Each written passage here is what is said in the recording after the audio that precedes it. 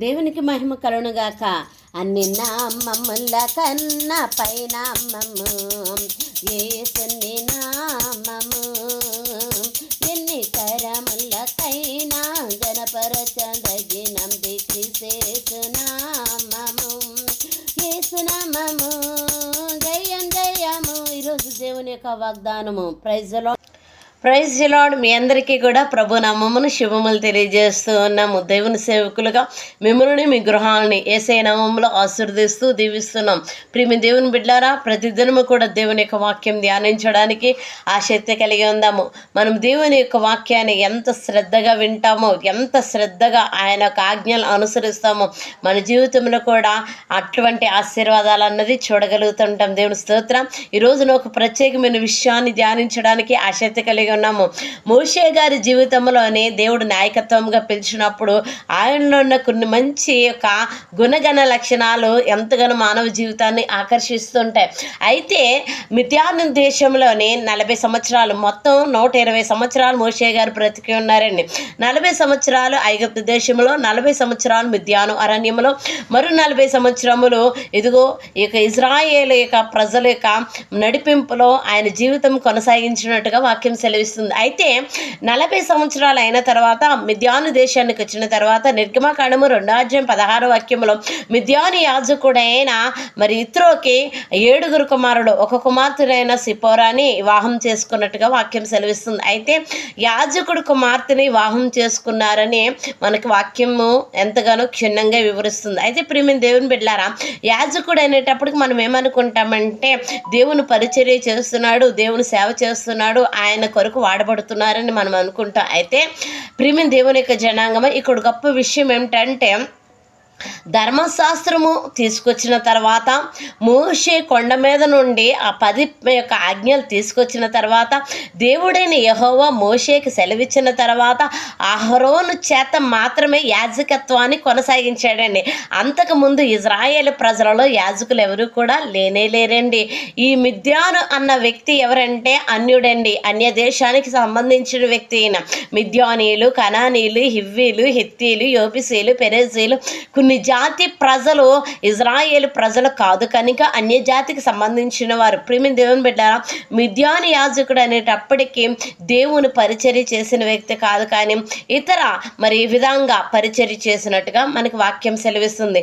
రెండీ వాక్యంలోనికి వెళ్ళడానికి ఆసక్తి కలిగి ఉందాము. నిర్గమకాండం 3వ అధ్యాయంలో దేవుడైన యెహోవా మోషేని పిలిచినప్పుడు మోషే అంటూ ఉంటాడు కదా, అయ్యా నోటి మాంద్యము కలిగిన వాడిని నేను ఎట్లా పరో దగ్గరికి వెళ్ళగలను అని అంటుంటాడు. కానీ అతను గొప్ప గుణ లక్షణాలు ఏంటో తెలుసా అండి? తన 40 సంవత్సరాల జీవితంలో ఎప్పుడు కూడా పరిచర్యలో అలసిపోలేదండి. దేవుని స్తోత్రం, హల్లెలూయా. ఈ రోజున దేవుని పనులు ఎన్నో వంకలు, ఎన్నో సాకులు, ఎన్నో అలుపులు, ఎన్నో విధంగా ఆగిపోతూ ఉంటాం కదా. ప్రియమైన దేవుని బిడ్డలారా, మోషేని దేవుడు పిలిచిన తర్వాత తన ఆత్మీయ యాత్రలో ఎక్కడ అలసిపోలేదు, ఎక్కడ కృంగిపోలేదు, ఎక్కడ బలహీన పడలేదు, ఎక్కడ వెనుకడుగన్నది వేళ. ఈ ప్రజలు నేను నడిపించలేను, ఈ ప్రజలు నా వల్ల కాదు, నేను ఆగిపోతానన్న మాట ఎప్పుడు కూడా రాలేదండి. ఈ రోజున దేవుడు చెప్పిన పనిలో మనం ఎన్నోసార్లు అంటాం, నేను చెయ్యను, నా వల్ల కాదు, నేను వెళ్ళను అని అంటూ ఉంటాం కదా.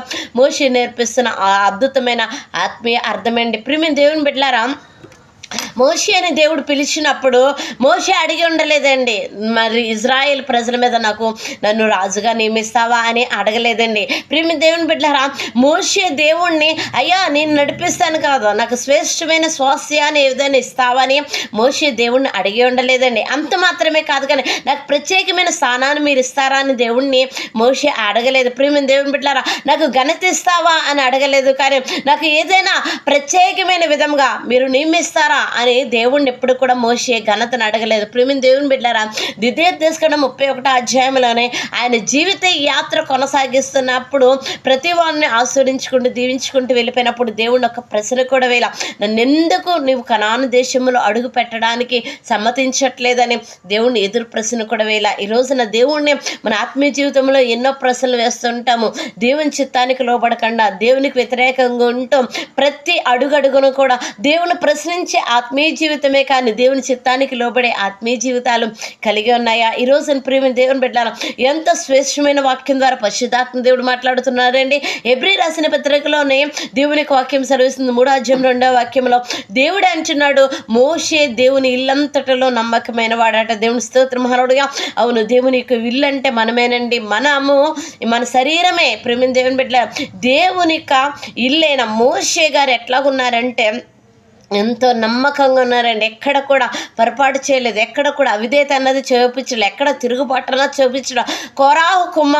కోరాహు, దాతాము, అభిరాము వీళ్ళందరూ కూడా దేవుడి మీద తిరుగుబడ్డారు, మోషే మీద తిరుగుబడ్డాడు. కానీ దేవుడి మీద ఎప్పుడు కూడా మోషే తిరుగుబడినట్టుగా చరిత్రలో వ్రాయబడలేదు. అవును, నమ్మకమైన వాడు దేవుని ఇల్లంతటిలో మోషే తన జీవితంలో దేవుని పని నమ్మకముగా చేశాడండి. దేవుని స్తోత్రం హల్లెలూయా. అవును, దేవుని యొక్క జనాంగమా,